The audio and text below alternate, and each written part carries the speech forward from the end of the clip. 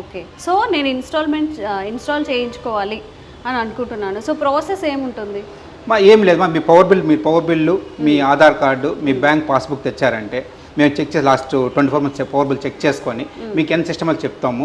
దాని ప్రకారం మనం 3 కిలోవాట్ అనుకోండి 2,28,000 టాటా సిస్టమ్ అయితే, అదర్స్ అయితే 2 lakhsకి మనం ఇస్తాము. మన మెయిన్ టాటా ఆధార్ ఛానల్ పట్టంగా 2 lakhs టాటాని ప్రమోట్ చేస్తాం. 228 అనుకోండి, మీకు 78,000 సబ్సిడీ వస్తుంది. 78,000 సబ్సిడీ వస్తుంది. అంటే ఇది ప్రధానమంత్రి స్కీమ్ కింద ఎంత తీసుకున్నానా? 2 lakhs తీసుకున్నా, 3 lakhs ఎంత తీసుకున్నాం. ఇప్పుడు ఏంటంటే మనకి ఇక్కడ లిమిట్ చేశారమ్మా. 1 kilowatt 30,000, 2 kilowatt 60,000, 3 kilowatt and above ఎంత తీసుకున్నా కూడా 78,000 అనేది సబ్సిడీ సీలింగ్ అనమాట. ఆ విధంగా మనకి 3 కిలోవాట్ అనుకోండి 78,000 సబ్సిడీ వస్తుంది. ఈ 78,000 సబ్సిడీ అంటే నెట్ ఇన్వెస్ట్మెంట్ వచ్చి 1.5 lakhs ఇన్వెస్ట్మెంట్. ఈ 1.5 lakhs మీరు ఇన్వెస్ట్ చేసుకోగలిగితే well and good, with in 3 years pay back వచ్చేస్తుంది. లేదు ఈ 1.5 lakhs మేము ఇన్వెస్ట్ చేసుకోలేము సార్, మీ ఏదైనా బ్యాంక్ లోన్ ఉందంటే వెల్ అండ్ గుడ్, అన్ని బ్యాంక్స్ ఇస్తామా, ఎన్ని ప్రైవేట్ బ్యాంక్స్, నేషనల్ బ్యాంక్స్ అన్ని టైప్ అయినాం. లోన్స్ కూడా ఇస్తున్నాం వితౌట్ ఎనీ కొలెటరల్.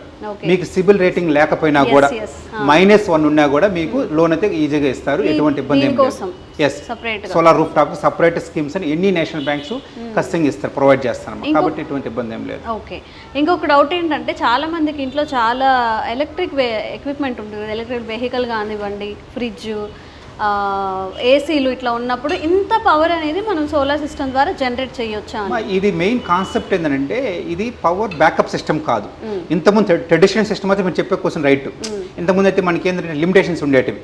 అంటే పవర్ మోడల్ ఇన్వర్టర్ బ్యాటరీ ఉండేది, బ్యాటరీ ద్వారా మనం వాడేవాళ్ళం. ఇప్పుడు బ్యాటరీస్ ఏం లేవు, డైరెక్ట్ పవర్ జనరేట్ చేస్తాం, వాడుకుంటున్నాం.